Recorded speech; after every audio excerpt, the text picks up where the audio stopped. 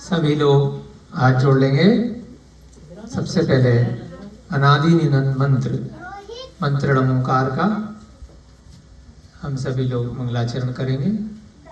नमो अरिहंताणं नमो सेधाणं नमो ऐरियाणं नमो अज्जायाणं नमो लोए सब सावड़म। जय बोलिए देवादिदेव प्रथम तीर्थंकर आदिनाथ भगवान की। इस युग के शासन नायक वर्धमान स्वामी अंतिम तीर्थंकर महावीर भगवान की। इस युग के प्रथमाचार्य श्री चारित्र चक्रवर्ती आचार्य भगवान शांति सागर जी महान मुनिराज की। अनंतानंत सिद्ध परमेष्टि भगवानों की। सभी को सादर जय जनेन्द्र जय दु जड़ेन्द्र। हम सभी लोग मिथिलापुरी तीर्थ क्षेत्र में एक बार पुनः स्वाध्याय की वेला में रविवार के दिन उपस्थित हुए हैं। सभी का महान पुण्य का उदय है। हमारा भी महान पुण्य का उदय है कि हम अपने मनुष्य भव को सफल बनाने के हेतु से जो थोड़ी बहुत आयु पंचम काल में मिली है उसका शुभ उपयोग लगा रहे हैं इस स्वाध्याय के द्वारा। पहले भी एक बार प्रसंग आया था कि स्वाध्याय को परम तप कहा गया है और तप करने से कर्मों की निर्जरा होती है और जब सभी कर्मों की निर्जरा हो जाती है तो मोक्ष की प्राप्ति होती है। जो भी अध्यापक गण है थोड़ा सा बच्चों को सीरियसली लेकर के दूर दूर बिठा दें, जिससे बच्चे दूर दूर बिठा दो पीछे तक, है ना, जिससे आपस में जो वार्तालाप करते हैं सबका डिस्टरबेंस होता है।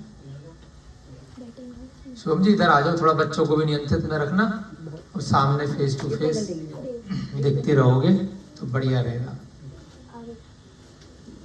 तो स्वाध्याय को क्या कहा है? परम तप कहा है। ऐसे रखना कि स्टैंड नहीं रहे। और तप करने से कर्म कटते हैं, कर्मों की निर्जरा होती है और जब सारे कर्म कट जाते हैं उसी अवस्था को मोक्ष की अवस्था कहते हैं। ठीक है। कर्म को मल भी कहा है।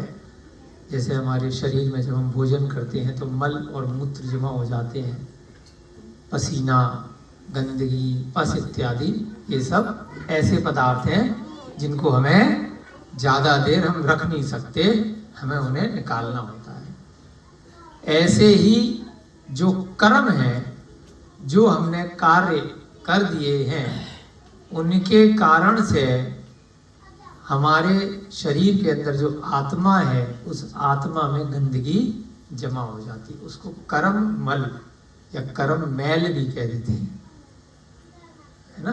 गंदगी रहती है।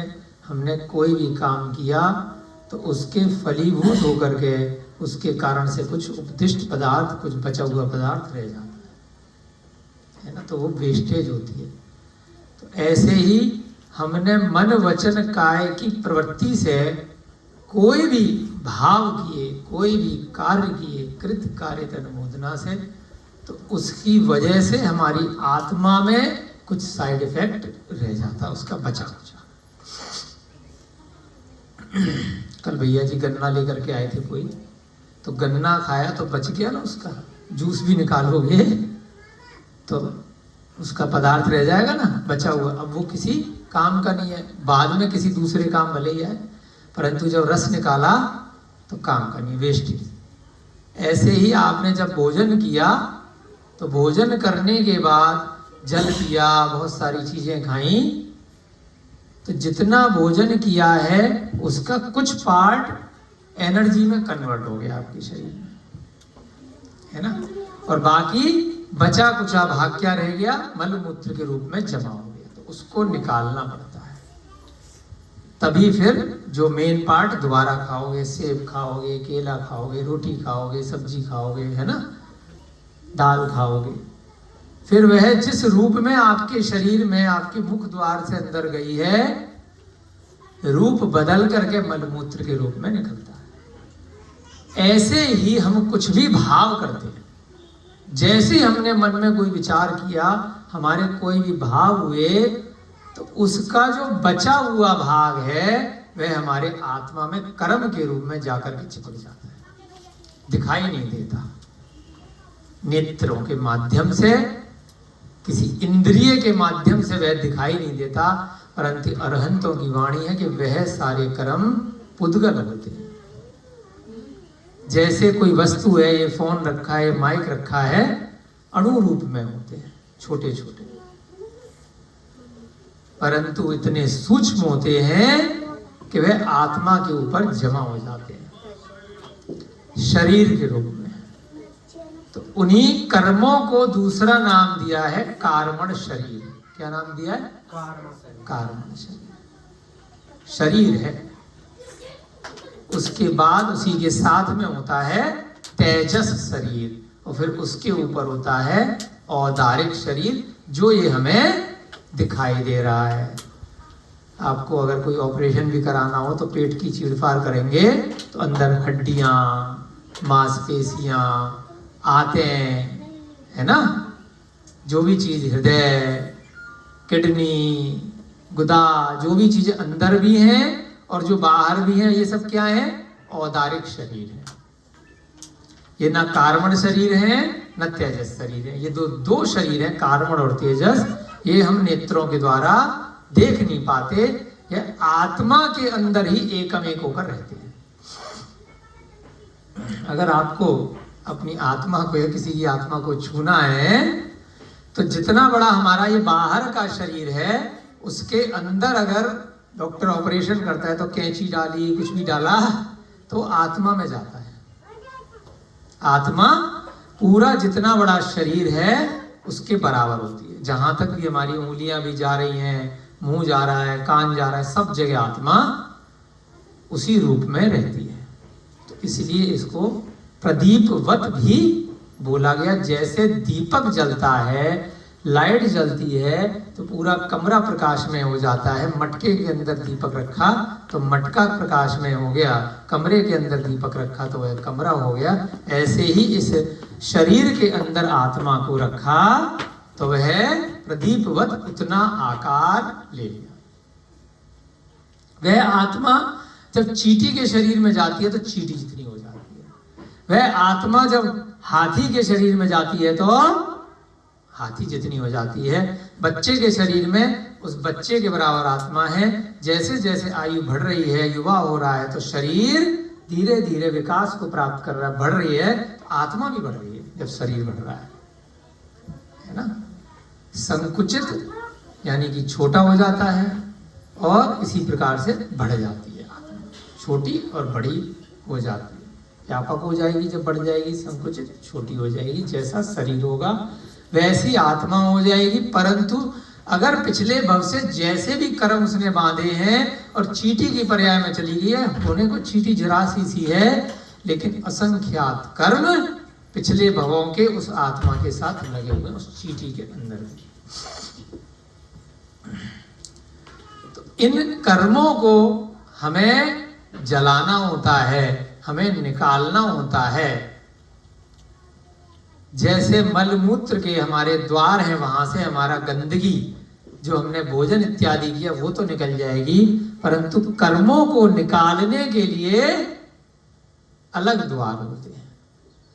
108 द्वार के माध्यम से कर्म इस आत्मा में प्रवेश करते हैं। उन द्वारों पे अगर ताला लगा दिया जाए, सील लगा दी जाए, तो कर्म आना बंद हो जाते हैं। जैसे पसीना निकालने के द्वार होते हैं ना, बहुत सारे रोम छिद्र पूरे शरीर में, तो ऐसे ही 108 प्रकार के द्वारों से कर्म आत्मा में आते हैं। वह द्वार आपको धीरे धीरे करके ग्रंथों के माध्यम से पता चल जाएंगे कि किस प्रकार से कुछ भी भाव किए, मन में कुछ भी विचार किया, अच्छा या बुरा, उस प्रकार से कर्म आत्मा में आ जाएंगे।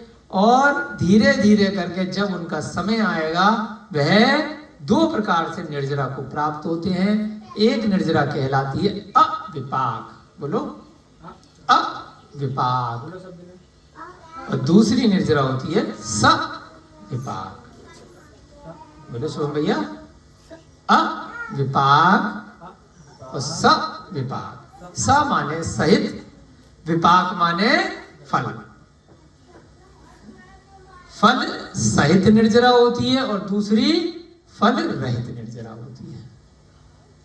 फल सहित निर्जरा कैसे होगी कि जब आपने कोई भाव कर लिया, कोई कार्य मन में सोच लिया, तो बाद में उसका फल आएगा, पक करके टूट जाएगा या खा लोगे, तो फल सहित निर्जरा हो गई। बीज बोया, पेड़ बन गया, फल आ गया अपने समय पर, तो काम पूरा हो गया उस बीज का। पेड़ की आयु पूरी हुई और वह पेड़ अपने कुछ समय बाद खत्म हो गया। जैसे खेती करी, 6 महीने 1 साल की उसकी खेती रही, समाप्त हो गई। तो सविपाक, आपने कोई भी कार्य किया, एग्जाम दिया, पास हो गए या फेल हो गए, उसका फल मिल गया, तो वहीं पे वह निर्जरा फल प्राप्त करके हो गई।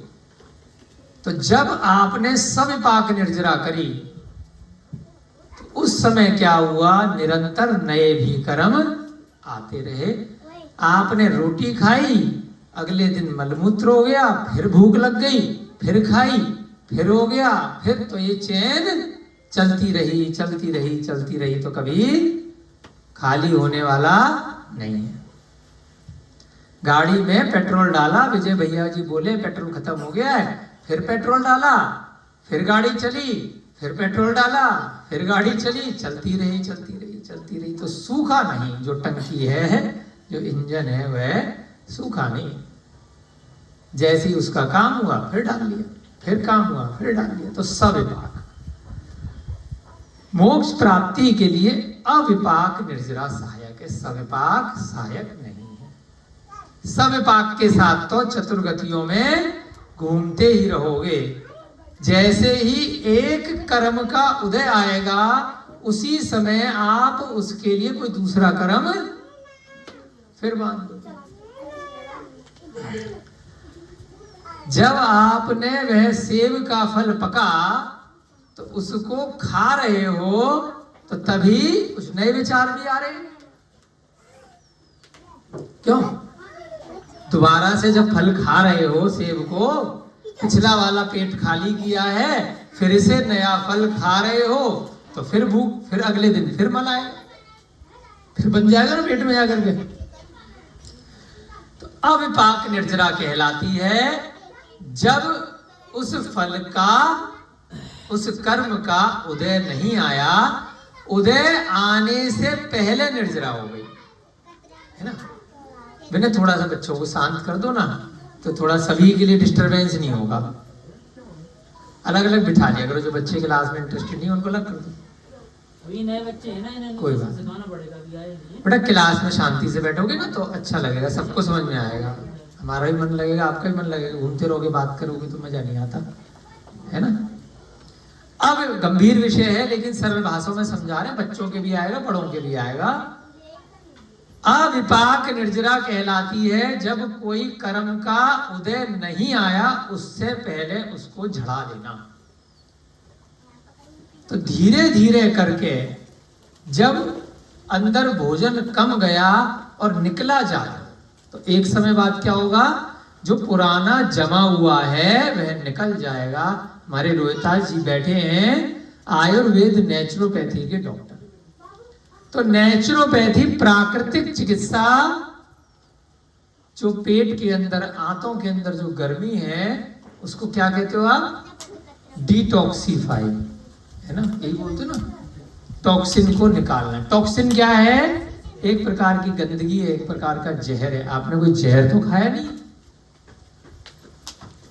कोई पॉइजन तो खाया नहीं भोजन में, तो पेट के अंदर जहर कैसे आ गया, टॉक्सिन कैसे बन गया आंतों में, जो आपको तरह तरह की बीमारियां दे रहा है, कैंसर, डायबिटीज, है ना, अस्थमा, और इतनी बड़ी बड़ी बीमारियां की मृत्यु भी आ रही है फूड पॉइजनिंग के द्वारा से। तो पॉइजन कैसे आया, जम्स पैदा हो गए, जा करके रुक गया भोजन। कई बार हो जाता है, हम भी परीक्षण करते हैं, मुंह में अगर दांतों में कुछ फंसा रह गया है ना, ब्रश से मंजन के द्वारा नहीं निकला, फंसा रह गया और बाद में आपने किसी चीज से उसको निकाला, 1 घंटे बाद, 2 घंटे बाद, 4 घंटे बाद या 1 दिन बाद, तो कभी ऐसे हो जाता है हमारे साथ भी, अगर निकाल लिया और गलती से अगर नाक के पास में आया, कभी हुआ है किसी के साथ? करके देखना, कोई दांत की गंदगी हो, चाहे 1 घंटे पुरानी गंदगी हो, ठीक है, कई बार आपके जो पेट होता है बीच में, वहां कोई गंदगी मल रुक जाता है, कोई मैल हुआ बगल का, इधर उधर का, बालों का, कहीं का भी, कान का, तो उसको एक बार स्मेल करके देख लेना। भोजन का इसलिए बता रहे हैं, यहाँ वहां तो भोजन नहीं होता, लेकिन मुंह में क्या होता है, भोजन, रसगुल्ला भी खाया, बहुत अच्छी चीज, मीठी चीज भी खाई है, गुड़ भी खाया है, और अगर दांत में 1-2 घंटे भी वो रुक गया और अगर आपने गलती से नाक के नजदीक ला करके सूंघ लिया, इतनी भयंकर बदबू आएगी कि जैसे मल में आती है, सड़ जाता है, 1 घंटे बाद भी, आधे घंटे बाद भी, 10 मिनट बाद, टच करते ही वह मल में परिवर्तित हो जाता है, इतनी बदबू आती है। तो ऐसे ही पेट के अंदर जो आपने बहुत अच्छा भोजन भी किया है, बहुत सुगंधित पदार्थ भी लिया है, जिसके लिए आपकी लार टपक रही थी खाने से पहले, अंदर जाने के बाद वो तुरंत सड़ जाता है। फिर आप अपना ही मल अगर बाहर निकाल करके दिखा दिया जाएगा, जिसको थोड़ी देर पहले बहुत शौक से खा रहे थे, शादी ब्याह या फंक्शन का खाना, तो वह देखा नहीं जाएगा, सूंघा नहीं जाएगा, इतनी बुरी उसकी मल की अवस्था हो जाती है। ऐसा यह शरीर दुर्गंध से भरा हुआ है, पस पीप है ना, इसके अंदर मल मूत्र ये सब भरे हुए। कई ग्रंथों में आया, आदि पुराण के अंदर आया पूरा एक चैप्टर 20-30 पेज का, कि हमारे शरीर के अंदर की अवस्था, आचार्य जिनसेन रविशरण महाराज, नहीं जिनसेन महाराज ने लिखा है, बहुत बड़ा चैप्टर लिखा है आदि पुराण में, इस शरीर के अंदर की अवस्थाएं, कैसे दुर्गंधमय शरीर। वैराग्य वर्धन के लिए बहुत आवश्यक है अपने शरीर की आंतरिक और बाहरिक जो बाह्य संरचना है उसको भी जानना आवश्यक है। वस्त्र और भोजन जो बिना शरीर को छुए हुए बिल्कुल शुद्ध होते हैं, और शरीर को जैसे ही छुआ दिया तो कहते हैं ना कि अब ये भोजन, ये सेब, ये फल झूठा हो गया, अब दूसरा व्यक्ति नहीं खाएगा। झूठा क्यों हो गया? किसी एक व्यक्ति से वह टच हो गया, स्पर्श मात्र से ही, चाहे भोजन है चाहे वस्त्र है, अब वह अशुद्ध हो जाता है। तो अविपाक निर्जरा क्या कहलाती है? बिना किसी कर्म के उदय में आए हुए उन कर्मों को जलाना, बिना फल दिए। जो भी हमारे इस शरीर के अंदर आत्मा है, उस आत्मा से जाकर के वो कर्म रूपी मैल चिपका हुआ है, आसानी से नहीं निकल रहा है, जिसके अंदर 4 प्रकार की कषाएं हैं, क्रोध, मान, माया और लोभ। राग और द्वेष की परिणति है, उनके कारण से यह कर्म आत्मा में जाकर के चिपक जाते हैं। दिखाई भले ही नहीं दे रहे हैं, लेकिन ये सारे कर्म पुद्गल स्वरूप ही हैं, पुद्गल है, वस्तु है। ये हवा जो दिख रही है, जो दिखाई नहीं दे रही है फिर भी दिख रही है, कहते हैं ना कि हवा है, अनुभूति का विषय है। आंखों से दिख रही है क्या? नहीं दिख रही है, लेकिन ज्ञान का विषय है कि हाँ हवा है। तो ऐसे ही भले ही कर्म दिखाई नहीं दे रहे हैं, लेकिन ज्ञान का विषय है कि कर्म है ना। सभी बच्चे बेटा डिस्टर्ब नहीं करो, सीधे सीधे बैठो। बाकी लोग भी डिस्टर्ब होते हैं ना आपकी हरकतों से, आज ज्यादा डिस्टर्ब कर रहे हैं। सीधे सीधे बैठो, है ना। हाँ सीधे बैठो, है। सब डिस्टर्ब हो रहे हैं, सब उन्हीं को देख रहे हैं ना। फिर 4 बच्चे उधम कर रहे हैं तो सारे लोगों का दृष्टि वही है। एक जगह ध्यान रखो कि गंभीर विषय है तो समझने में आसान होगा, क्योंकि ये चीजें नहीं समझोगे बीच बीच में स्वाध्याय के साथ में, तो आगे इसका हमें क्या उपयोग है, क्या बेनिफिट है स्वाध्याय का, उसका पता ही नहीं होगा। जैसे आप कोई भी कक्षा में पढ़ते हो तो बाद में मैं सीए बनूंगा, डॉक्टर बनूंगा, आईएएस बनूंगा, बच्चों को पहले से एक लक्ष्य रहता है ना। बच्चों को खाना खिला मिल देगा। बैठे रहने दो, है ना। और डिस्टर्ब हो गया बीच में, बच्चों को लाइन लगवाओगे तो और नई कहानी चालू, भूख लगी ना। है ना। ठीक है, तो सबसे इंपॉर्टेंट है कि हम ये क्यों कक्षा कर रहे हैं, कि हमारा उद्देश्य क्या है इस कक्षा को करने का, हमारा टारगेट क्या है। हमारा टारगेट है मोक्ष प्राप्ति। तो मोक्ष प्राप्ति के लिए कर्मों की निर्जरा करनी है, और कर्मों की निर्जरा करने के लिए स्वाध्याय के माध्यम से हम कुछ ना कुछ कर्मों को झड़ा रहे हैं, क्योंकि ये भी एक प्रकार का तप कहलाता है, और तप से कर्मों की निर्जरा होती है। तो निर्जरा तत्व को हमें समझना है कि वास्तव में निर्जरा है क्या, उद्देश्य क्या है स्वाध्याय में बैठने का। बहुत सारे लोग इसको ड्यूटी आवर समझते हैं, तो इसलिए वहां बैठे रहेंगे लेकिन आएंगे नहीं। पहले हमने कहा था कि लंच टाइम में कई लोग ये समझते हैं कि भैया लंच टाइम है तो टॉर्चर हो रहा है, तो ऐसे लोगों की क्लास में कोई जरूरत नहीं है। जो स्वेच्छा से क्लास करे तभी फायदा है, जो ड्यूटी समझ करके करे तो उसका कोई फायदा नहीं है, क्योंकि यहाँ पर अपने को कर्मों की निर्जरा करनी है, ना कि कर्म बढ़ाने हैं। तो स्वाध्याय को कर्मों के लिए सबसे मोस्ट इंपॉर्टेंट चीज बोला है। आप भले ही स्वतः अपने मन से करें, खुद से पढ़ें, या सुन करके करें, या चिंतन करके करें। किताब भी बंद, कोई सुना भी नहीं रहा है, मन में आंख बंद करके भी आप अगर चिंतन करते हैं तो सबसे ज्यादा कर्मों की निर्जरा उसी अवस्था में, उसी को बोलते हैं सामायिक। समता भाव के द्वारा हमें सामायिक अगर कर रहे हैं तो उसमें ना कोई पढ़ा रहा है, ना कोई पढ़ रहा है, ना आप पढ़ रहे हो, ना सुन रहे हो, सिर्फ अपनी आत्मा में डूब करके चिंतन कर रहे हो।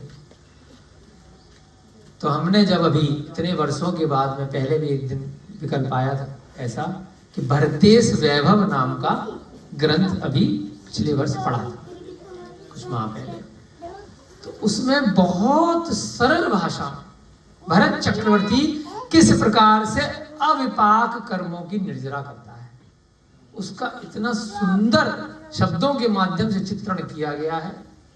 तो हम भी कई बार मन करता है कि जो बड़े लोग हैं उनको बताएं, जिससे कि वे भी उसी प्रकार से जब भी सामायिक में बैठे, जब भी ध्यान अवस्था में बैठे, उसी को कुछ लोग मेडिटेशन, बेटा थोड़े दूर दूर बैठे ना, बहुत डिस्टर्ब कर रहे हो आप लोग, आज बहुत दिक्कत आ रही है ना। क्यों बोल रहे हो, सारा फ्लो खराब हो जाता है ना क्लास का।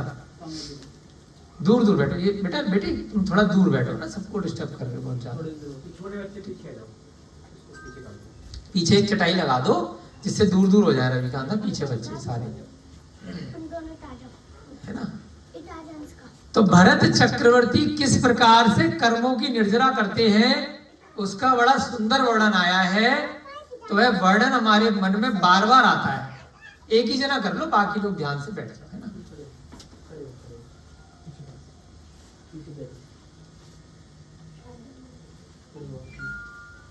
दूर बैठो बेटा, ये छोटी बच्ची जो है ना, ये बीच में बहुत उधम मचा रही थी, थोड़ा दूर बैठो तुम बाकी बच्चों से अलग, थोड़ा दूर दूर बैठ जाओगे, एकदम चिपक के नहीं बैठोगे ना तो डिस्टर्ब नहीं करोगे।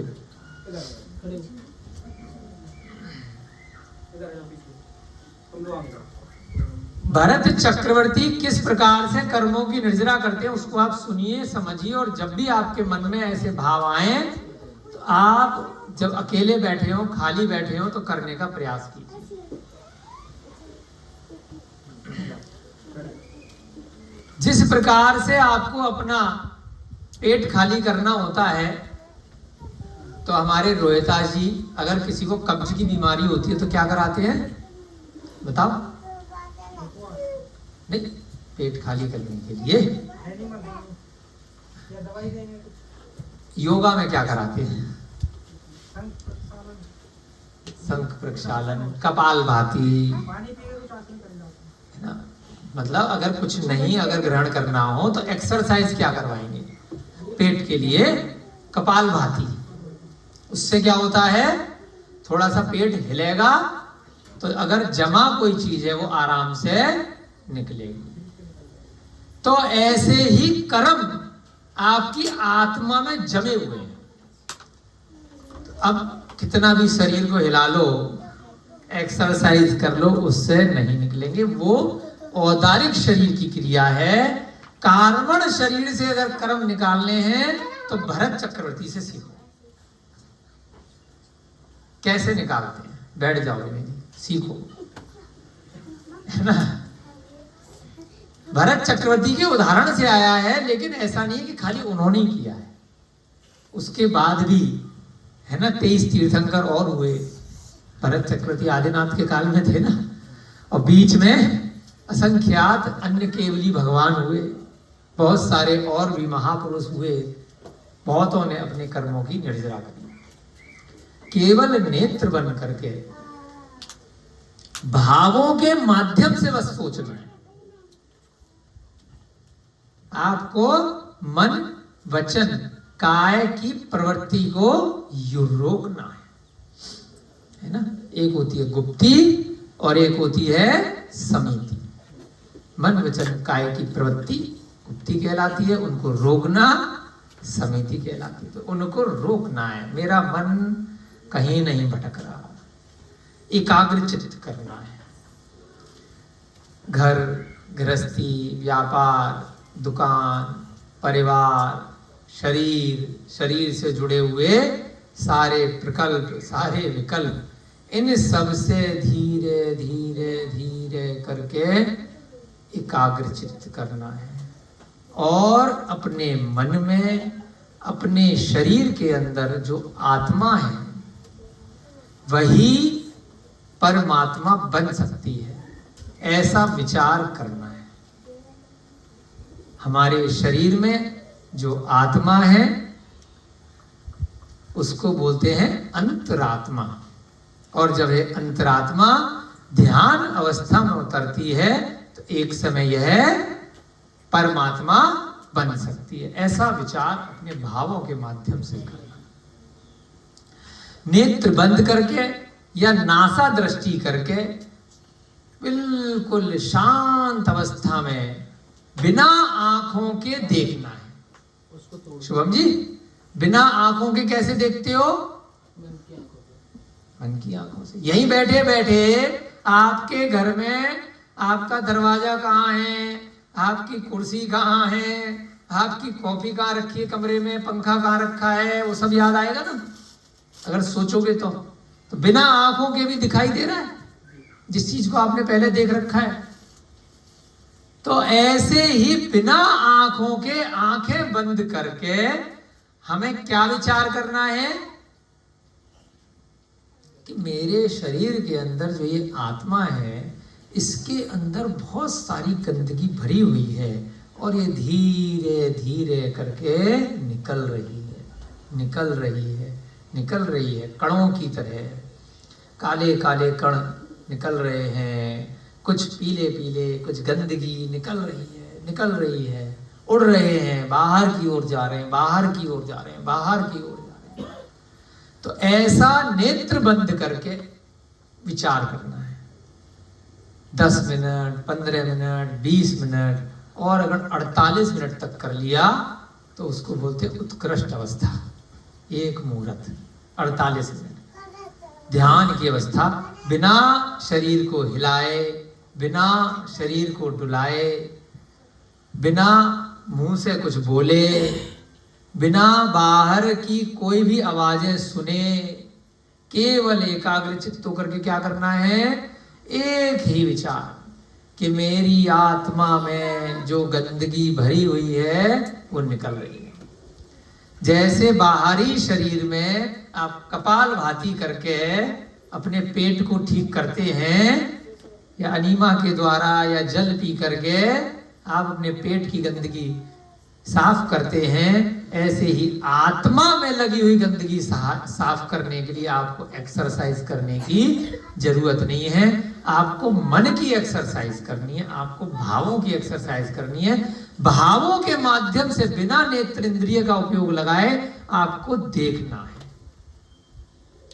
तो भरतेज वैभव में आया कि जब धीरे धीरे वह कर्म निकल रहे हैं, इसके बाद कभी लेंगे भरतेज वैभव का स्वाध्याय पूरा, ये जब कंप्लीट होगा तो, जब भी समय होगा, धीरे धीरे करके वह जब कर्म निकल जाते हैं, तो जिस प्रकार से किसी बल्ब लग रहा है ना, ये बल्ब के ऊपर आपने कपड़ा लगा दिया काले रंग का या कोई सा भी, तो इसका प्रकाश बाहर नहीं आ पाएगा, रुक गया है।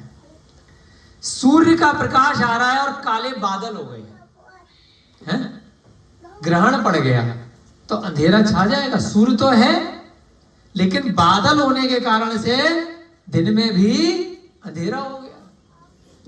नीचे राहु केतु आ गए तो ग्रहण पड़ गया, तो उस कारण से क्या हुआ, अंधेरा हो गया, आवरण आ गया। बल्ब के ऊपर, दीपक के ऊपर कोई आपने आवरण रख दिया तो प्रकाश दूसरे स्थान पर नहीं जा पा रहा है। ऐसे ही आत्मा के ऊपर भी इन 8 प्रकार के कर्मों का आवरण लगा हुआ है। ज्ञानावर्णी, दर्शनावर्णी, मोहनीय, अंतराय, आयु, नाम, गोत्र और वेदनीय, इन 8 प्रकार के कर्मों की चादर लगी हुई है। धीरे धीरे करके वह चादर, वह जो कणों के माध्यम से आपके मन के भावों से निकल रही है, जब वह गंदगी निकलने लग जाती है, जब वह कर्म का मैल निकलने लग जाता है, तो वह आत्मा प्रकाशमयी हो जाती है। पहले से थी, पहले से उस बल्ब में रोशनी थी, परंतु आवरण के कारण से ढकी हुई थी। वह धीरे धीरे करके प्रकाशमयी हो जाती है, और जब सारा की सारा मैल निकल जाता है, उसी को बोलते हैं अविपाक निर्जरा। कर्मों की अविपाक निर्जरा, बिना फल दिए हुए वो निर्जरा होती है। उसका फल नहीं आया, उसका उदय नहीं आया, ना अच्छा ना बुरा, और वह धीरे धीरे करके कर्म निकलने लग गए बिना फल दिए। समय लगेगा, अनादि काल के बहुत पिछले भवों के भी कर्म भरे हुए हैं आत्मा में, और इस भव के भी भरे हुए हैं। कोई भी किसी प्रकार की कषाय मन में नहीं लेनी है। किसी की बात बुरी भी लगी शुभम जी तो दिल पे नहीं लेनी है, क्योंकि दिल कहने के लिए आ जाता है। वो कहाँ जाती है कषाय, वो दिल पे नहीं जाती, वो आत्मा में जाती है। वो एक डायलॉग है कि दिल पे ले ली, जाती कहाँ है कषाय। किसी के भी बात बुरी लग गई या किसी की बात अच्छी लग गई, बुरी लगी तो द्वेष बोलते हैं, अच्छी लगी तो राग बोलते हैं। राग और द्वेष की परिणति के कारण से वे आत्मा में जो 108 द्वार हैं, उनसे जाकर के कर्म चिपक जाते हैं। तो पहले तो चिपकाओ मत, क्योंकि निकालने में तो बहुत मेहनत करनी पड़ेगी। तो इसलिए पहले ताला बंद करना पड़ेगा, पहले सील लगानी पड़ेगी, और उसके बाद जो पुराना मैल भरा हुआ है वो इन विचारों के माध्यम से, इस आत्मा के अंतर ध्यान के माध्यम से धीरे धीरे निकालना पड़ेगा। तो गृहस्थ जीवन में भी भरतेश चक्रवर्ती, भरतेश बोलते थे उनको, भरत, गृहस्थ जीवन में भी 3 दिन तक ध्यान अवस्था में बैठे रहते थे। 3 दिन तक लगातार, जब मन कर गया, बिना खाए, बिना पिए, बिना हिले, बिना डुले। हैं अपन 3 मिनट 3 घंटे नहीं बैठ पाते, कोशिश करो।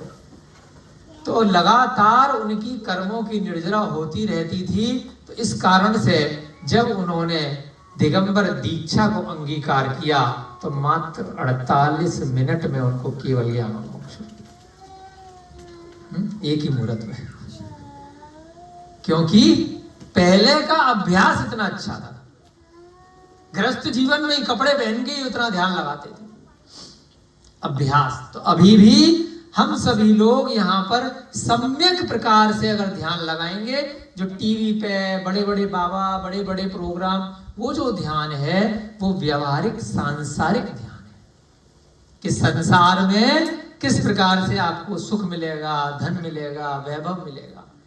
जो परमात्मा बनने के लिए ध्यान है, जो भगवान महावीर ने ध्यान बताया है, पूर्वाचार्यों की परंपरा से हमारे पास इन ग्रंथों के आधार से आ रहा है, वही सर्वश्रेष्ठ ध्यान है, वही अविपाक निर्जरा का ध्यान है। स्वाध्याय के माध्यम से ये हमें पता चलेगा। इसलिए यह स्वाध्याय बहुत जरूरी है। इसी के माध्यम से हमें ज्ञान प्राप्त होता है और उस ज्ञान के माध्यम से ज्ञानावर्णी कर्म का क्षयोपशम होता है। यह जो हट रहे हैं कर्म, वह क्या कहलाता है? आवरण को हटाना, चादर को हटाना। जो चादर उड़ा के रखी है, अभिषेक जी मान लो बैठे हैं, अंदर उन्होंने एक बनियान पहनी, फिर एक शर्ट पहनी, फिर एक कोट पहना, बड़ी ठंड लग रही है, ठंड शुरू हो गई है ना, फिर उसके ऊपर एक रजाई, फिर 2 रजाई, फिर 3 रजाई, 10 रजाई मान लीजिए पहन ली है ना, एक के ऊपर एक, एक के ऊपर एक, एक के ऊपर एक, तो ऐसे 8 रजाई हमने पहन रखी है। कितनी? सबसे मेन रजाई कौन सी है इन 8 में? वाह, ताली बजाओ माया अभिषेक जी। इन 8 रजाइयों में सबसे मोस्ट इंपॉर्टेंट रजाई है मोहनी है। कौन सी रजाई है? जड़ मोहनीय है। जड़ काट दो तो बाकी तो ऐसे ही जड़ जाएंगे। मोह को काटना है, राग को काटना है ना। पेड़ की जड़ समाप्त कर दो तो पेड़ कुछ ही दिनों में सूख जाएगा, ढह जाएगा। तो मोहनीय कर्म बस जड़ाना है। 70 कोड़ा कोड़ी सागर उसकी उत्कृष्ट अवस्था आई है कि तब तक उसके कर्मों का उदय आ सकता है। लेकिन इतना तप करो, इतना स्वाध्याय करो, इतना ध्यान लगाओ कि किसी से भी राग और द्वेष न रहे। जिसने हमारे साथ बुरा किया है कोई बात नहीं, जिसने हमारे साथ अच्छा किया है कोई बात नहीं, हमें कोई फर्क नहीं पड़ता। तो मोह को त्याग दो। अपने परिवार, अपने रिश्तेदार, है ना, उल्टा है जैन धर्म थोड़ा, अपने बीवी बच्चे, अपने जितने भी सगे संबंधी हैं जिनसे काम निकल रहा है या जिनका आपसे काम निकल रहा है, उन सब से रिश्ते नाते छोड़ दो। उसके बाद अपने शरीर से भी मोह को त्याग दो। शैम्पू, साबुन, क्रीम, पाउडर, तेल, मालिश, शरीर की अवस्था, शरीर की चोट, शरीर का दर्द, शरीर की भूख, शरीर की प्यास, आंख, नाक, कान, गला, सब से मोह त्याग दो। तो उसको बोलते हैं मोहनी कर्म छोड़ दिया। तो मोह केवल और केवल अपनी आत्मा से रखो। मैं कौन हूं? मैं आत्मा हूं, मैं मात्र चिदानंद, मैं केवल आत्मा हूं, उसके अलावा मैं कुछ भी नहीं हूं। मैं बोल रहा हूं, ये मैं नहीं बोल रहा हूं, ये पुद्गल बोल रहा है। ये शरीर मेरा शरीर नहीं है। अनादि काल से कितनी बार मैंने नए नए शरीर को ग्रहण किया, पुराने पुराने शरीर को छोड़ता गया। जिस प्रकार से नया मकान लिया, पुराना मकान रिटायर कर दिया, नई गाड़ी ली, पुरानी गाड़ी छोड़ दी, ऐसे ये शरीर, ऐसे ही पत्नी, ऐसे ही बच्चे, ऐसे ही परिवार, ऐसे ही विजय बाबू, ऐसे ही काजल, ये सब आए और चले गए, है ना। ऐसे विनय बाबू छुट्टी पे गए, अब आ गए तो ठीक, नहीं आए तो ठीक।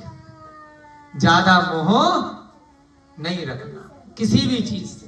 पैसा आया तो ठीक, पैसा चला गया तो और भी ठीक। ज्यादा चक्कर में नहीं पड़ना, मोह नहीं रखना। आ गया तो अच्छी बात है, सदुपयोग लगाओ, धर्म के कार्यों में लगाओ। नहीं आया तो और भी अच्छी बात है, कोई तकलीफ नहीं। समता भाव रखो। तो इस प्रकार से अरहत दास सेठ अपनी पत्नी नागश्री से पूछ रहे, तुझे सम्यक दर्शन कैसे हुआ? क्योंकि सम्यक दर्शन, सम्यक ज्ञान और सम्यक चारित्र के माध्यम से रत्नत्रय को प्राप्त किया जाता है। 2 प्रकार से रत्नत्रय होता है, एक देश और एक सर्वदेश। गृहस्थ में भी बिना दिगंबर दीक्षा लिए भी कर्मों की निर्जरा अविपाक वाली की जा सकती, बिना कर्मों का फल उदय में आए, घर में रहकर ही।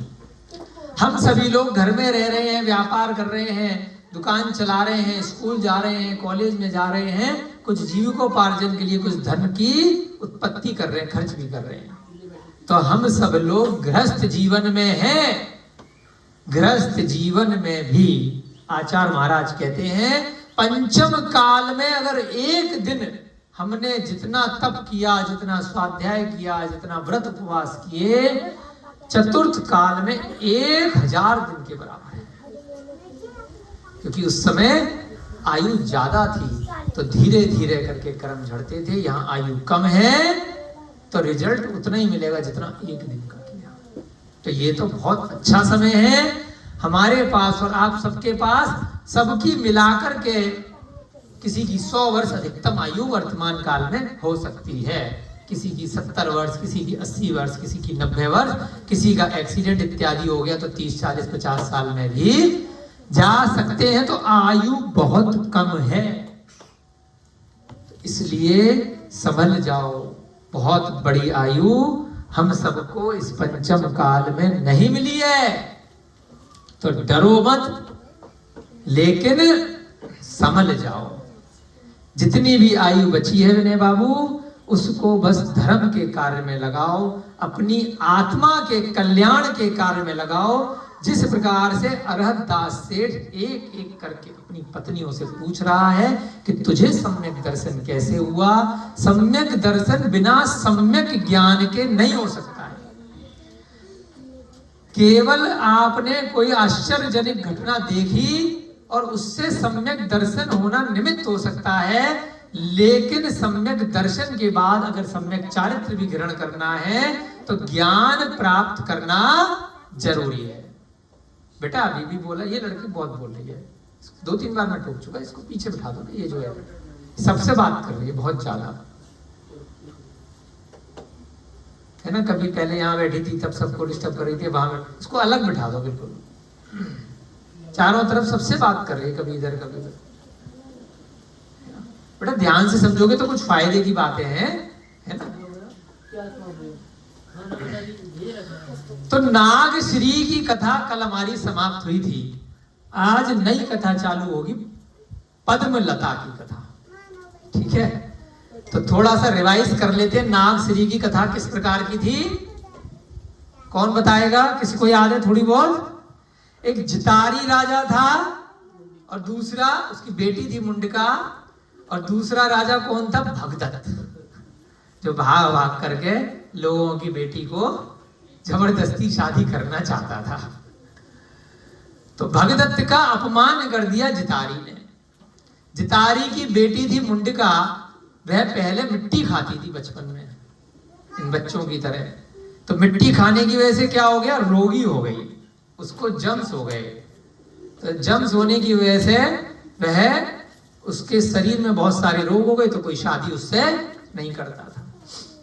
एक दिन एक माता जी के संपर्क में आई, दिगंबर जैन माता जी थी आर्यका, तो उनके कारण से उसने थोड़ा धर्म का स्वरूप सुना और सुन करके वह जैनी बन गई, श्रावक बन गई, व्रत ले लिए, प्रतिमाएं धारण कर ली, और उसके प्रभाव से उसका रोग ठीक हो गया। क्योंकि अब तो भक्ष खाएगी नहीं, अनछना पानी पीना नहीं, प्रासुक द्रव्य से बना हुआ भोजन करना है, साफ सुथरा खाना खाना है, रात्रि भोजन भी छोड़ दिया शुभम भैया की तरह, सब बढ़िया बढ़िया जैविक खाना खाना शुरू कर दिया। सब उल्टा सीधा जब खाना बंद कर दिया तो जितना भी टॉक्सिन जमा था औदारिक शरीर के अंदर, जिसकी वजह से रोग और कुरूपता आ गई थी, वो सब ठीक हो गई और सोम भैया की तरह एकदम चमकदार चेहरा हो गया, बड़ी सुंदर हो गई। तो अब लाइन लग गई शादी वाला भी, आओ जी शादी कर लो।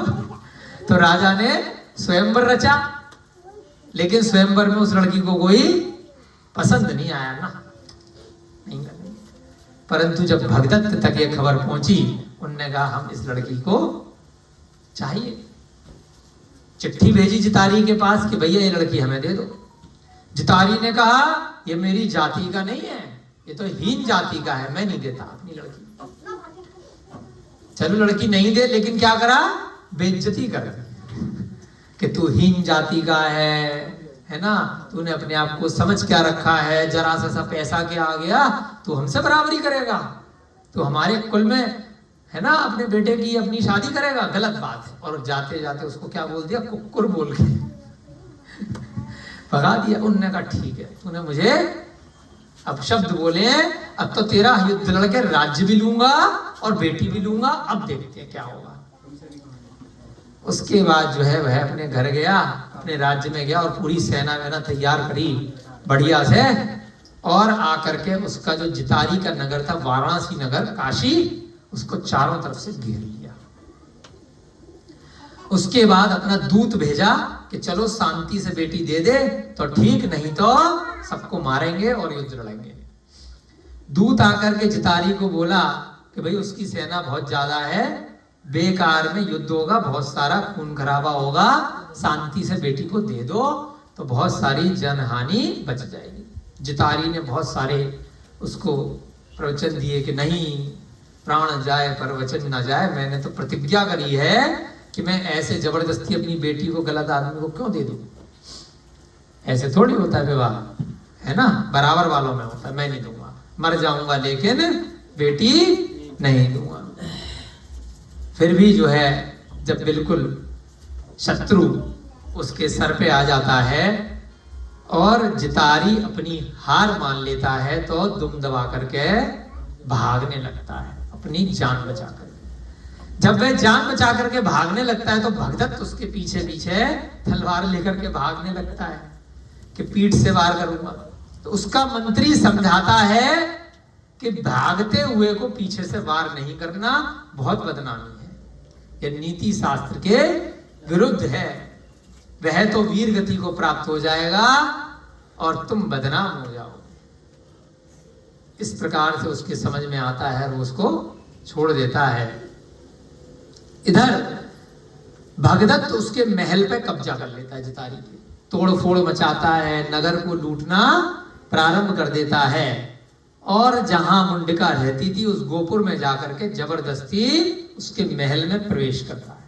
जब मुंडिका को अपने पिता की हार और एक दुष्ट राजा के द्वारा जीत का पता चलता है तो वह णमोकार मंत्र का ध्यान करके, पंच परमेष्ठियों का ध्यान करके, सम्यक दृष्टि जीव थी, इस कारण से अपनी शील व्रतों की रक्षा करने के लिए वहां पर जो कुआं था उसमें भगवान का ध्यान करके कुएं में छलांग लगा दी थी। हमारे जो गुरुजी हैं, आप लोग कई बार मिले हो, इन्हें भैया तो जानते हैं, हमारे गुरुजी के गुरु हनुमान सागर जी के गुरु भरत सागर महाराज, सुना है?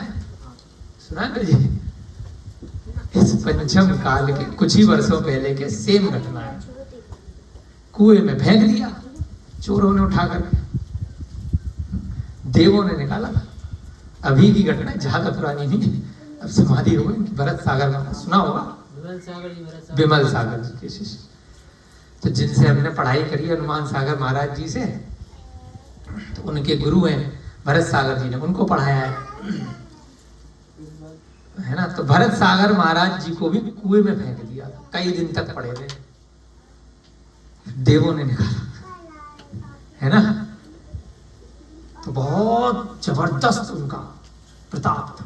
इसी काल की घटना, ज्यादा पुरानी नहीं है। कभी प्रसंग आएगा, आए थे नहीं पे सुनपुरा में भरत अपने हनुमान सागर महाराज 9 दिन रहे थे पिछले वर्ष।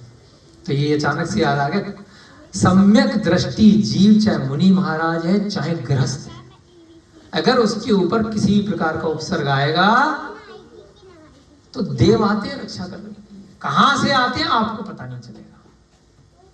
ऐसे ही मुंडिका के साथ हुआ।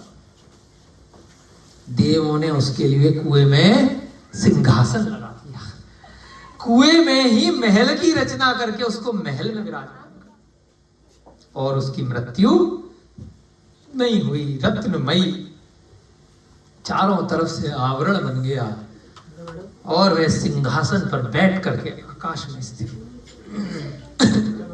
उसकी मृत्यु नहीं हुई। जब इस घटना का राजमहल में लोगों को पता चला, उस भगदत्त को पता चला, तो उसका तो दिमाग खराब हो गया कि ऐसा भी होता है। मैं किसके चक्कर में पड़ा था, उसको तो देवों ने रक्षा करी है। तो वह जब उस मुंडिका के लिए भाग रहा था, वहीं पर देवों ने उसको कीलित कर दिया कि अब भाई तू किसी काम का नहीं है, जीत भले ही हो गई तेरी किसी कारण से, क्योंकि दोनों ही बुरे थे। जब दो बुरे आदमी लड़ते हैं तो कोई तो जीतेगा ही। क्यों अंकल जी, दो चोरों में लड़ाई होगी या दो बदमाश लड़ेंगे, तब भी हो सकता है दो जीते या दोनों मर जाए। यहाँ एक भाग गया और दूसरा स्टोन बन गया, पत्थर बन गया, तो दोनों ही हार गए जीतने के बाद भी। कितनी अच्छी कथा है। इधर जीती कौन? मुंडिका। जीता कौन?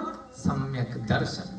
जीता कौन? जिनेंद्र भगवान का वचन, जिनेंद्र भगवान का धर्म, बाकी सबकी हार। तो यही सम्यक दर्शन है, यही सम्यक ज्ञान है। और जो इसको ध्यान से श्रवण करेगा वही करेगा अविपाक निर्जरा।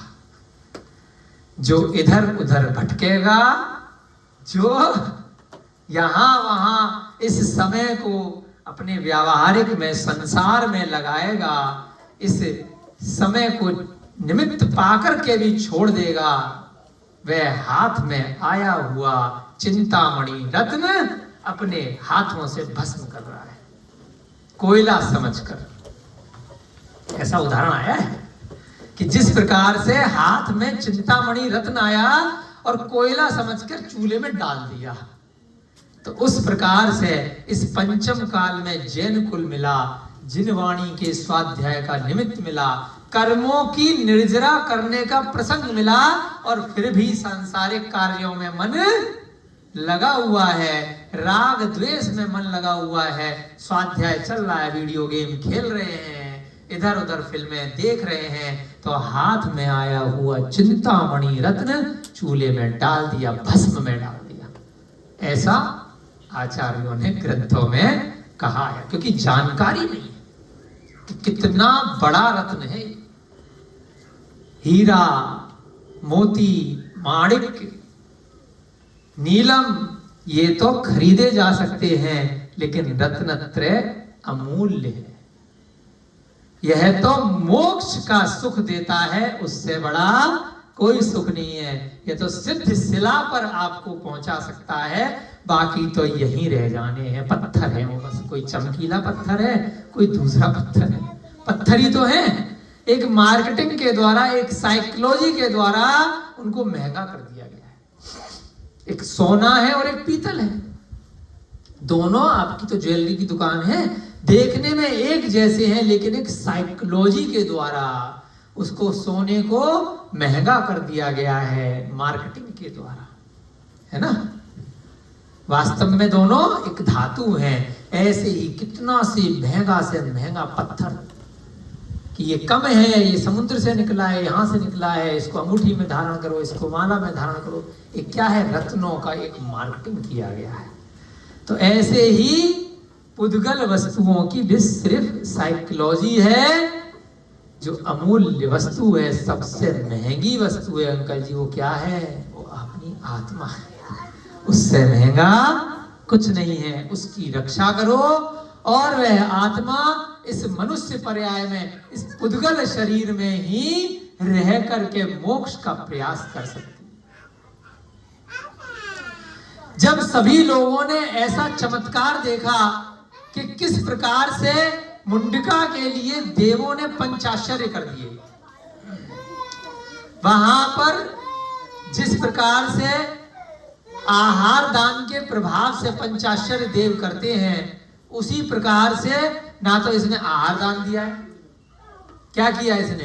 ये तो बस रणों का मंत्र पढ़ा, कोई विपत्ति आई और अपनी शील की रक्षा के लिए कूद गई, कुछ भी नहीं ज्यादा किया, बट पहले के व्रत ले रखे थे, इस कारण से उसके ऊपर पंचाश्चर्य देवों ने करे। तो जब इस प्रकार की घटना देखी तो मन वचन काय से उस पत्थर बने हुए उस भगदत्त ने मन से क्षमा मांगी, तो देव ने उसको क्षमा कर दिया। उसके बाद वह पत्थर से जब वापस मनुष्य बना तो मुंडिका के चरणों में गिर गया। पहले तो उसको जबरदस्ती शादी करना चाहता था, अब बोलता है हे बहन, मेरी बहन बन जा, गलती हो गई, माफ कर दे। इधर कहता है तेरे पिता को मैं वापस बुला लेता हूँ। खबर भेजी, जितारी भी आ गया। जब सभी लोगों ने इस घटना के बारे में देखा, मुंडिका ने भी देखा कि कितने आश्चर्य हो गए। इतने से अणुव्रत से जब इतना हो गया तो मैं महाव्रत ले लूंगी, अगर मैं आर्य का बन जाऊंगी तो न जाने क्या होगा। मुंडिका आर्य का बन गई, जितारी और भगदत्त मुनि बन गए। नगर के बहुत सारे लोगों ने जिन दीक्षा को ग्रहण कर लिया, वैराग्य को धारण कर लिया। अब मुंडिका की ये सारी कथा नागश्री ने प्रत्यक्ष देखी सुनी। अब वह अरहत दास को कहती है कि उसके बाद से मुझे दृढ़ सम्यक्त हो गया है। अरहत दास ने कहा तूने जो देखा है वह सत्य है, क्योंकि मुझे भी विश्वास है तो पक्का ऐसा हुआ होगा। मुझे वह रुचता है, मैं उसकी श्रद्धा करता हूं और मैं भी ऐसे सम्यक दर्शन की इच्छा करता हूं। जो उसकी बाकी पत्नियां हैं वह भी यही कह रही है कि मैं भी ऐसी इच्छा करती हूं। लेकिन किंतु परंतु एक स्त्री है विजय बाबू, कौन सी? कुंदलता।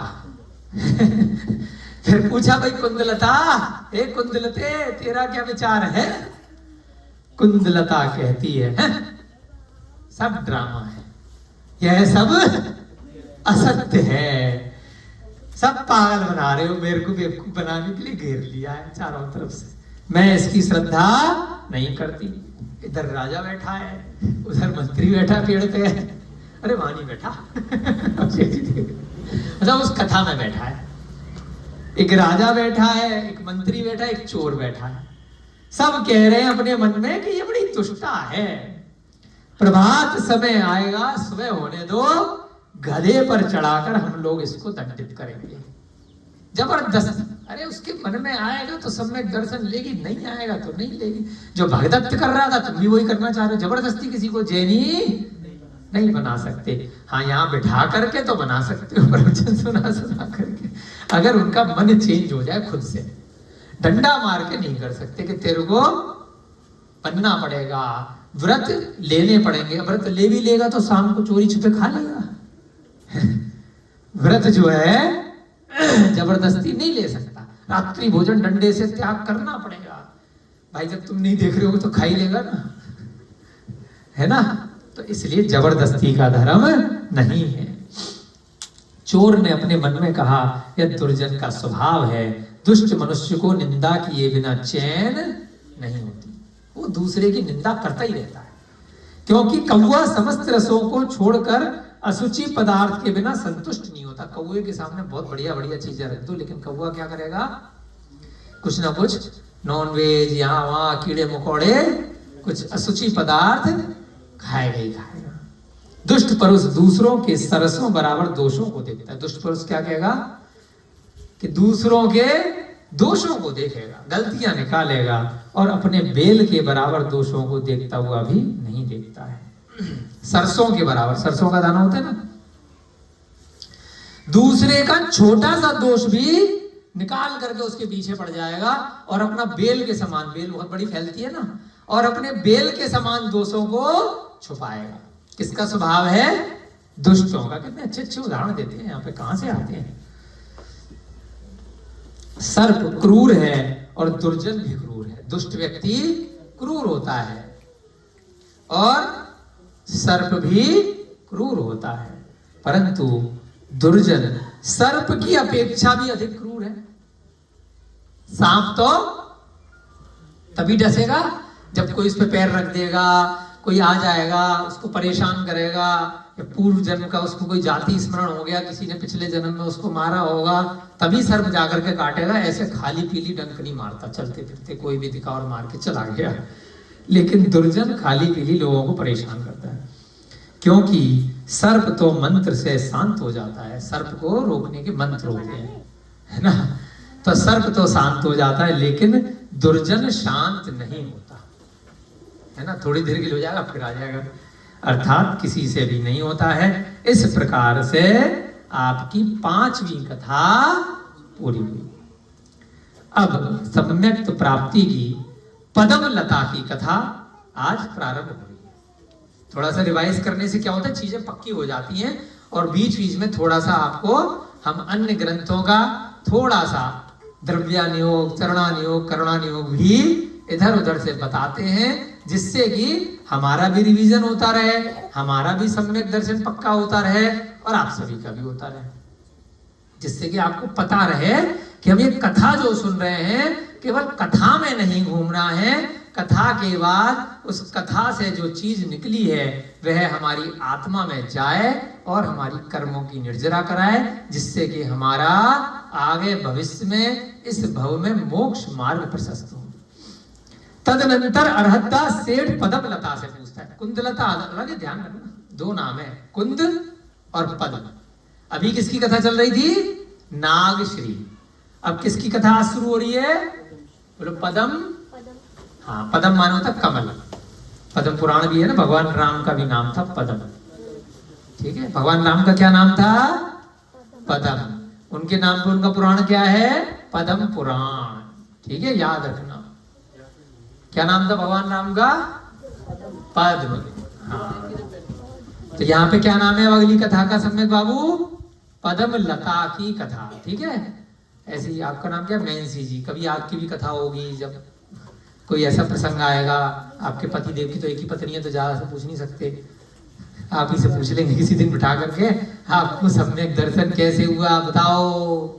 फिर विजय जी से पूछेंगे, फिर सम्यक बाबू से, ऐसे एक दिन कंपटीशन करेंगे, सब अपनी अपनी कथा बताएंगे। ठीक है, फिर उसकी एक कहानी, एक उपन्यास लिखेंगे। ठीक है, अरहतदास सेठ ने अब किससे पूछा? अब ध्यान रखना, आज नई कथा चालू हो रही है पद्म लता से। हे प्रिय, तुम भी अपने सम्यक का ग्रहण का कारण कहो। प्रिय, शादी हो जाए तो प्रिय बोलना पत्नी। ठीक है बेटा, अभी से मना मत करो, रिकॉर्डिंग चल रही है, दिखा देंगे कि मना कर रहा है, शादी के बाद पत्नी को प्रिय नहीं बोलेगा, है ना, बहुत मार पड़ेगी। प्रियतमा, ये सही, प्रियतमा बोलो या प्रिय बोलो, है ना। ऐसे ही अरहतदास सेठ अपनी पद्मलता से कहता है, हे प्रिय, तुम भी अपने सम्यक ग्रहण का कारण कहो। वह भी अपने पति को हाथ जोड़ करके कहती है, हे मेरे पति देव, अंग देश के चंपापुर नगर में एक देश है, अंग देश। अब याद रखना थोड़ा सा, अब नई कहानी चालू हो रही है। चंपापुर है ना भैया, याद रखो, बोलो चंपापुर। हाँ, भगवान महावीर वाली जगह है ना, चंपापुर। अंग देश में था पहले। कौन से देश में? अंग देश। थोड़ी देर के लिए याद रखेंगे, एक दो दिन, तो जिससे कहानी समझ में आएगी। बाकी जो कहानी का क्रक्स है, जो उसका सार है, वो हमेशा याद रहेगा। जगह के नाम, पात्रों के नाम भले ही भूल जाओ, लेकिन मुद्दे की चीज हमेशा आत्मा के साथ जाएगी। अगले जन्मों का कब तक जाएगी? जब तक मोक्ष होगा। वहां का राजा था घाड़ी वाहन। क्या नाम था? घाड़ी। बड़ा अजीब सा नाम है, घाड़ी, धाड़ी या घाड़ी वाहन। ठीक है, उसकी रानी का नाम था पद्मावती। पद्मावती याद रखना, चित्तौड़गढ़ वाली। पद्मावती अपनी देवी भी है ना, पार्श्वनाथ भगवान की। राजा का नाम घाड़ी वाहन, जगह का नाम चंपापुर, रानी का नाम, आपकी तो दुकान का नाम है पद्मावती। आपको तो पक्का याद रहेगा, अंकल जी की तो दुकान का ही नाम है पद्मावती, है ना। उसी नगर में एक वृषभ दास नाम का सेठ रहता था।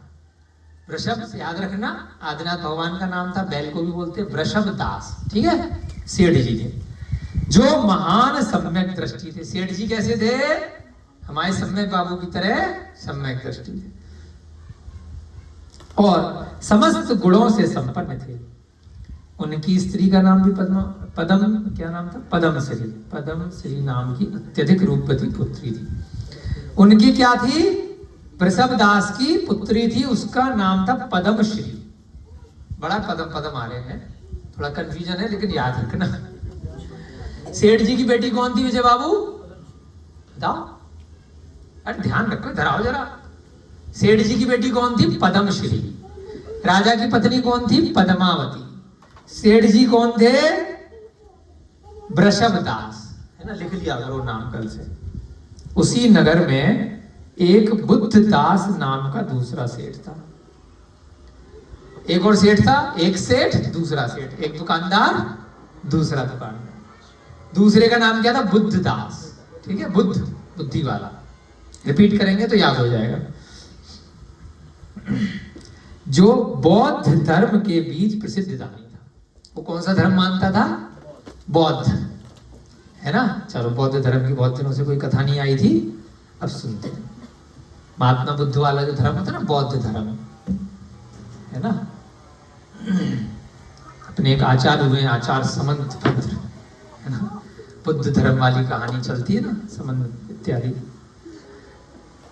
उसकी स्त्री का नाम बुद्धदासी था। क्या नाम था? बुद्धदासी। बुद्धदास और बुद्धदासी। अकलंक निकलंक थे, सॉरी, समन्वत नहीं, अकलंक निकलंक जो दो भाई थे, वो सब बुद्ध धर्म में शिक्षा लेने के लिए गए थे। क्या वो? हाँ, जिसको लगे वो चले जाएंगे, जो बैठे हो बैठे, कोई बात नहीं। बुद्धदास और उसकी पत्नी बुद्धदासी। ठीक है। कौन से धर्म को मानते थे? बौद्ध धर्म को।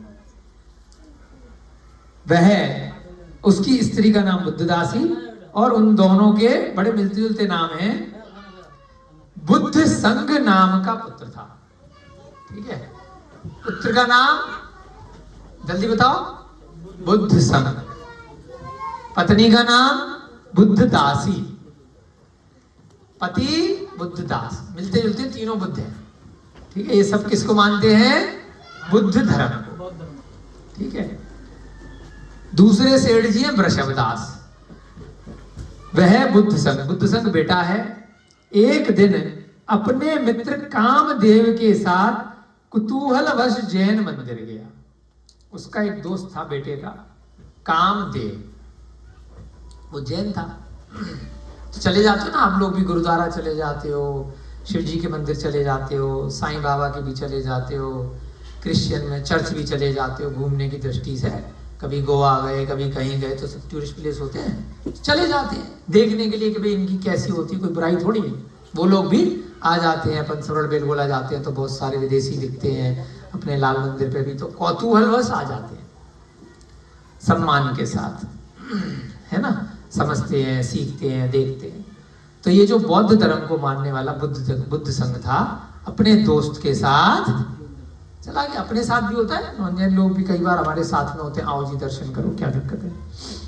वहां उसने देव पूजा करती हुई परम रूप पद्म श्री को देखा। पद्म श्री वृषभदास की बेटी थी, जैनी थी। वहां पर वह पूजा कर रही थी, तो उसको मंदिर में दूसरे धर्म वाले ने देख लिया। पद्म श्री यौवनवती थी, रूप और लावण्य से संपन्न थी, मधुर वचन बोलने वाली थी, कुंभ के समान स्थूल स्तनों से युक्त थी, बिंबा फल के समान लाल लाल ओठों से सहित थी, चंद्रमा के समान सुंदर मुख से सुशोभित थी। अब गया तो मंदिर है, लेकिन इसकी भावना तो थी नहीं, ये तो घूमने के लिए गया था। तो जो लोग घूमने के लिए मंदिरों में जाते हैं वो क्या करते हैं? सारी पंचायत इधर उधर, इसको देखो, उसको देखो, ये देखो, वो देखो। जो लोग दर्शन के लिए जाते हैं उनको भगवान के अलावा कुछ नहीं दिखता है। उनको अपनी आत्मा दिखती है, जिन्हें भगवान की प्रतिमा दिखती है, पुस्तकें दिखती हैं, जाप दिखती है ना। यही सब चीजें दिखेंगी, धर्म दिखेगा, आरती दिखेगी। बाकी लोग जो टाइम पास के लिए घूमने जाते हैं वह लाइन मारने जाते हैं। तो ऐसे ही ये भी बौद्ध धर्म को मानने वाला जो था, क्योंकि इसकी श्रद्धा यहाँ पर नहीं थी, तो इसलिए यहाँ पर जाकर के लड़की को देखने लगा, जो लड़की पूजा अर्चना कर रही थी। पद्मश्री बहुत सुंदर थी, यौवन वह, रूप लावण्य, मधुर वचन, कुंभ के समान स्तन, बिंबा फल के समान लाल लाल ओठ, चंद्रमा के समान सुंदर मुख, ऐसी उसकी कल्पना कवि ने करी है। पद्मश्री के ऐसे रूप को देखकर नीच बुद्ध संघ, क्योंकि नीच प्रवृत्ति बोली, मंदिर में जाके थोड़ी ना देखना है। अरे जब शादी के लिए कोई रिश्ता है तब देखियो, है ना। मंदिर में थोड़ी ये काम किया जाता है, इससे भी बुरे कर्म बन जाते हैं। लेकिन हो जाता है, सबके साथ होता है जब जवानी होती है। हम और आप कोई अछूते नहीं है। सभी लोग जब इस प्रकार से जाते हैं कहीं पर भी, तो ध्यान जाता है। एक आयु की अवस्था ऐसी होती है, मन बंदर की तरह इसी प्रकार से भागता है। है ना, अनादिकाल से भागता आ रहा है, जब तक मोक्ष नहीं हो जाएगा, जब तक ऐसे ही भागता रहेगा। इसी कारण से स्वाध्याय जरूरी है कि किस प्रकार से हम ऐसे बुरे विचारों से कर्मों का बंध कर लेते हैं। तो हमें रोकना है अपने मन वचन काया की प्रवृत्ति को, किस स्थान पर कहाँ किस उपयोग में लगाना है, वही तो सीखना है। तो इसलिए क्या कहा, नीच बोला उसको, नीच बुद्ध संग काम से अंधा हो गया। उसके अंदर ऐसे विचार आने लग गए कि काम के कारण, काम होता है ना काम दे, तो अंधा हो गया, उसको कुछ नहीं दिख रहा है। वह बड़े कष्ट से अपने घर पहुंचा। उसके दिमाग में वही पद्मश्री घूम रही है, दिमाग खराब हो गया उसका। और पहुंचकर शैया पर पड़ा रहा। देखते ही मुझे तो चाहिए, जाके गिर गया, बेसुध हो गया। फिल्मी कहानी होती है ना, है? अब तो गाना बजाना शुरू होता है ना, गाना इमोशनल। सलमान बाबू कह रहे हैं इनके साथ भी हो चुका हुआ था। अच्छा, शंकर बाबू के साथ हुआ होगा तुम्हारे दोस्त के साथ। पुत्र को देख करके, ऐसी चिंता से सहित देख करके माता ने कहा, उसकी माता जो थी बुद्ध दासी, उसने देखा बुद्ध संघ को कि बड़ी टेंशन में है, क्या बात हुई। तो कहा कि हे पुत्र, किस कारण से तुझे भोजन आदि नहीं रुच रहा, तू खाना क्यों नहीं खा रहा है, मैं कब से तेरे पीछे पड़ी हूं, क्या हो गया बेटा। तब बड़ी चिंता दिखाई दे रही है, कारण बता कि तू इतना चिंतित क्यों है, क्या कारण है, क्या चक्कर है। अब अपनी माँ है, रिश्ते की बात चलवानी है, लेकिन कैसे कहूं, क्या कहूं, कब कहूं, क्यों कहूं, कोई डांट तो नहीं पड़ेगी। फिर भी लज्जा छोड़कर बुद्ध संघ ने कहा, क्योंकि माता पिता से जनरली कोई लड़की पसंद आ गई है तो कहने में बच्चा शर्माता है, लेकिन नहीं बताएगा तो रिश्ता होगा कैसे। तो थोड़ा सा है ना, विजय बाबू की तरह थोड़ा हिम्मत करी और माता से बता दिया, हे माँ, जब मैं वृषभदास सेठ की पुत्री पद्मश्री को विवाह लूंगा तभी मेरा जीवन रहेगा, अन्यथा नहीं। अब कामदेव ने बता दिया बाद में कि भाई कौन की बेटी है, कहाँ रहती है, क्या है। तो उन्होंने कहा वो वृषभदास सेठ की बेटी मुझे मंदिर में मिली थी, बहुत सुंदर है, मैं पागल हो गया हूँ, मैं मर जाऊंगा। अगर मेरे को जितना चाहती हो तो मेरी शादी उससे करा दो, कुछ भी करो, मुझे तो वही चाहिए। ऐसा सुनकर बुद्ध दासी ने अपने पति के आगे पुत्र का समस्त वृतांत कह सुनाया।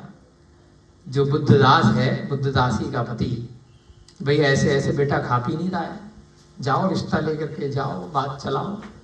पिता ने कहा, हे पुत्र, मध्य मास का आहार करने वाले हम लोगों को, मध्य माने शराब, मधु माने शहद, मांस माने नॉनवेज, हम लोग शराब और नॉनवेज खाने वाले हैं और वो जैनी आदमी है, तुम्हारा दिमाग खराब है।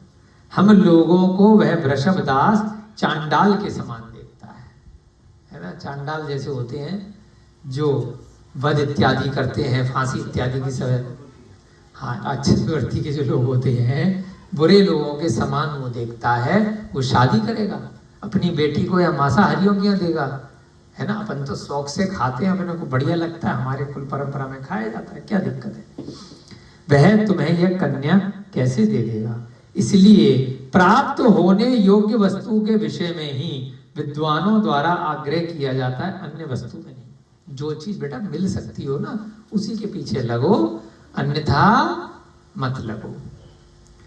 जिसका समान शील होता है, जिनका समान कुल होता है और जिनमें गुणों की समानता होती है, उन्हीं के ही निश्चित तौर पर मित्रता होती है।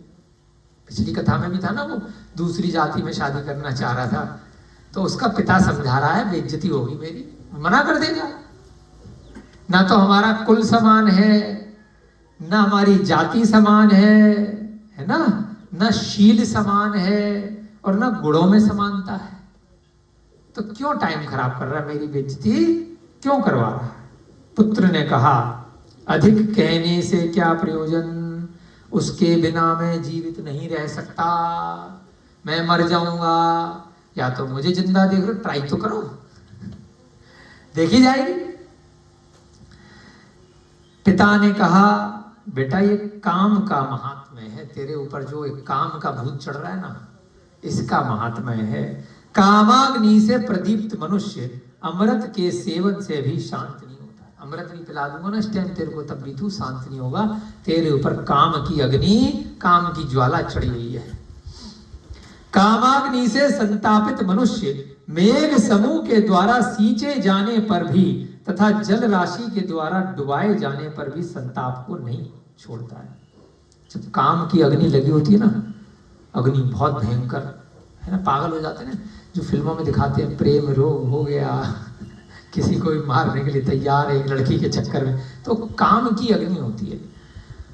और युवा लोगों को फिल्में क्यों पसंद आती है? क्योंकि वो एक अवस्था ऐसी होती है, ज्यादातर लोग उसी अवस्था से गुजर रहे होते हैं, तो इसलिए उनके अंदर भी वह देख करके सुन करके वैसी अवस्थाएं बन जाती हैं। तो इसलिए काम की अग्नि से जो संतप्त है, मेघ समूह के द्वारा सींचे जाना, खूब बारिश भी होगी तब भी वह बारिश से शरीर तो भीग जाएगा, लेकिन जो अंदर की काम की अग्नि है, जो ज्वाला है, वह शांत नहीं होती है। जल राशि के द्वारा डुबाए जाने, पूरी उसको नीचे नदी में समुद्र में डुबो भी दोगे ना, तब भी काम की अग्नि शांत नहीं होगी, तू पागल हो गया है। मनुष्य तभी तक प्रतिष्ठा को धारण करता है, मन तभी तक चंचलता को छोड़ता है, और समस्त तत्वों से दैदीप्यमान सिद्धांत सूत्र हृदय में तभी तक अत्यधिक रूप से स्फुरित रहता है, जब तक क्षीर सागर की लहरों के समान सुशोभित स्त्रियों के कटाक्षों से ताड़ित होकर अत्यधिक चंचलता को धारण नहीं करता। क्या कहा? बेटे को पिताजी समझा रहे, बेटा जो स्त्रियों के कटाक्ष होते हैं, कटाक्ष मतलब उनकी जो भाव भंगिमा, उनकी जो आंखें, उनका जो बोलना चालना, उनका जो आंखें मटकाना, उससे क्या होता है? पुरुष आकर्षित हो जाता है। अब उसको सुध बुध दिखाई नहीं देती है, पागल हो जाता है, मदोन्मत्त हो जाता है ना। स्त्रियों के कटाक्षों से ताड़ित होकर अत्यधिक चंचलता को धारण नहीं करता। उनके जो कटाक्ष हैं, है ना, उनका जो रूप, सौंदर्य और उनके जो भाव भंगिमा इत्यादि, ये कटाक्ष कहलाते हैं शरीर का। मनुष्य उससे पहले तक खूब प्रतिष्ठित होता है, जब वह किसी स्त्री के चक्कर में पड़ जाता है ना, चाहे बूढ़ा है, चाहे जवान है, चाहे विवाहित है या विवाहित है, तो वह अपनी सारी सुध-बुध, अपनी सारी प्रतिष्ठा खो देता है।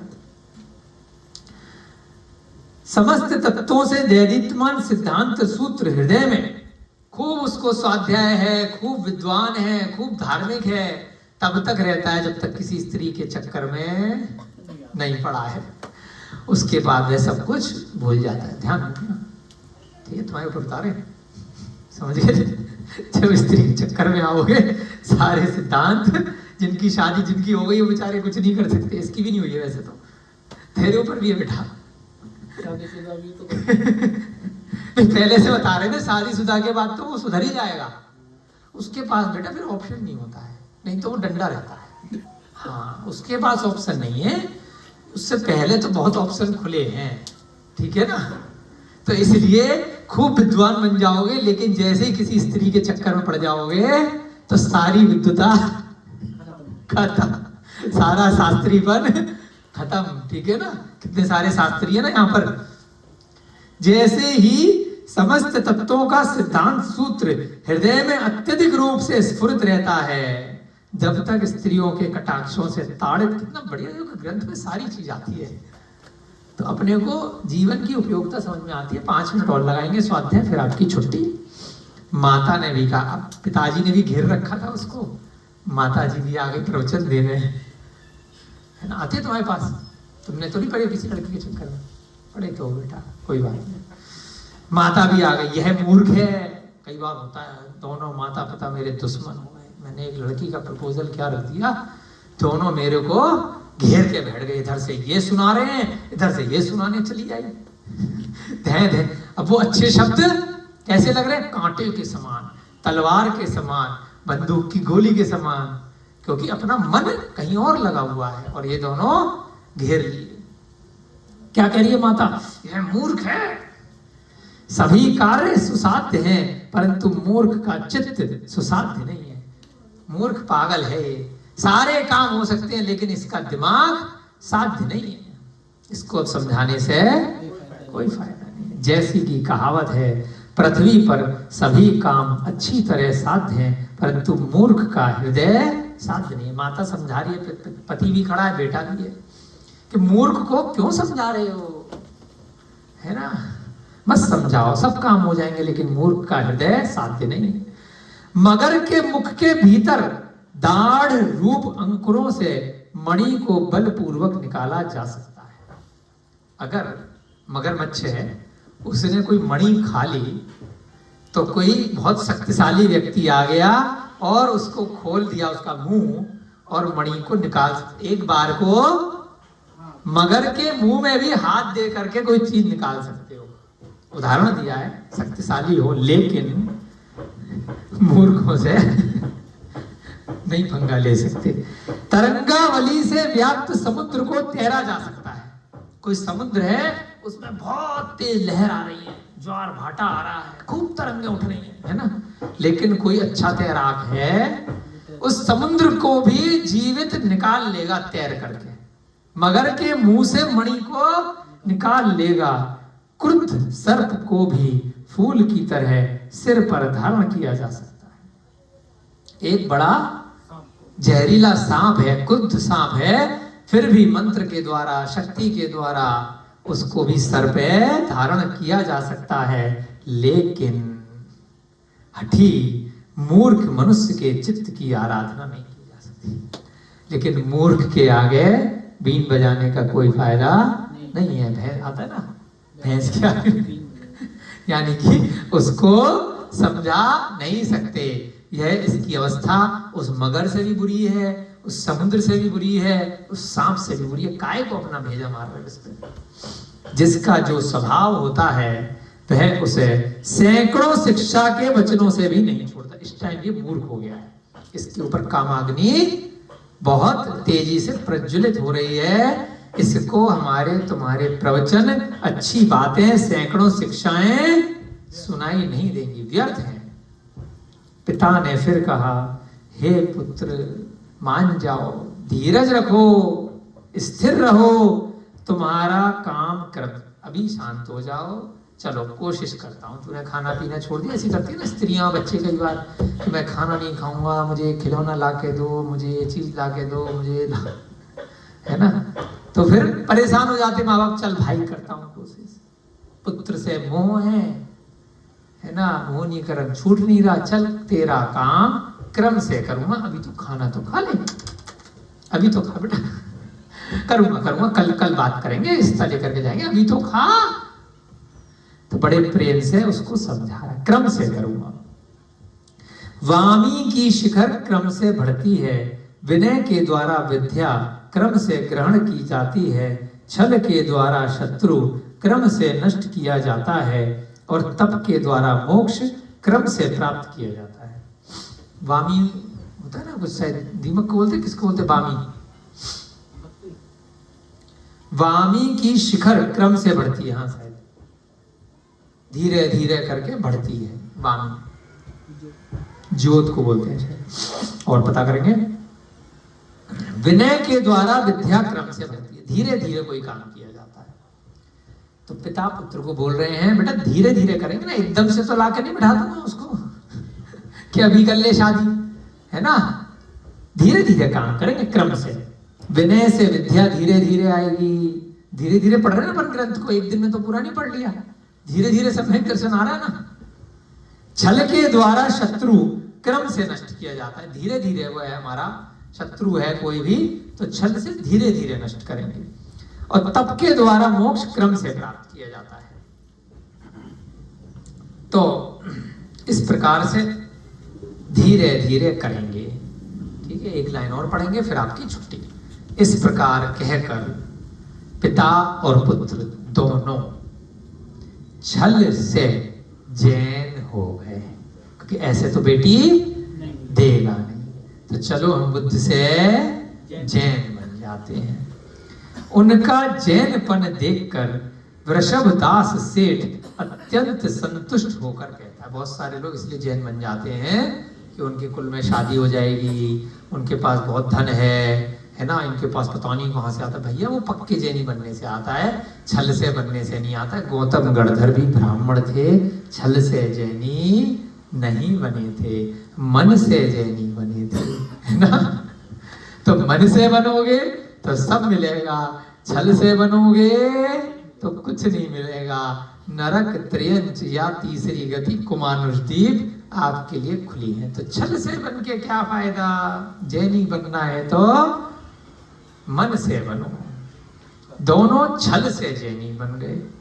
जैनपन जब वृषभदास सेठ ने देखा, अरे वाह ये धन्य है जो मिथ्यात्व को छोड़कर सन्मार्ग में लग गए। अरे वाह, मिथ्या दर्शन छोड़ दिया, जैनी बन गए, वाह वाह। एक धर्म के धारक होने से वृषभदास सेठ बुद्ध संघ के साथ परस्पर भोजन आदि करने लगा।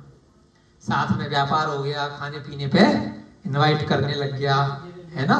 धीरे धीरे करके नजदीकियां बढ़ने लगी, क्योंकि छल से उनके पास जाने लगा, व्यापार उसकी तरह करने लगा, जिससे बुद्धदास के साथ उसकी बड़ी मित्रता हो गई। दे दो पेन। और उसके बाद अब सब बन जाओ जैन, छल से नहीं मन से, अपने अंतरंग से, बिना किसी फायदे के लिए, है ना। इसकी जेब में लग रहा है, ठीक है। चलो अब हम आगे प्रेरणा प्राप्त करेंगे। हम क्या करेंगे? जिनको भी जैनी बनना हो, छल से नहीं बनना है, अपने मन से बनना है। जैन दर्शन सबके लिए खुला है, सबके लिए वेलकम, है ना। और जो कम आया इसमें तो भीड़ कम, आओ तो वेलकम, मत आओ तो भीड़ कम, क्या दिक्कत है। 4 भी है तो अपन चतुर्गतियों से निकल जाएंगे। और 5वें अंकल जी बैठे हैं तो पंचम गति मोक्ष गति प्राप्त कर जाएंगे। जय बोलिए महावीर भगवान की, जय बोलिए सम्यक दर्शन की कथा, सम्यक कौमुदी की, आचार्य भगवान शांत सागर जी महाराज की। सभी को जय जिनेन्द्र, जय तू जड़ंतो।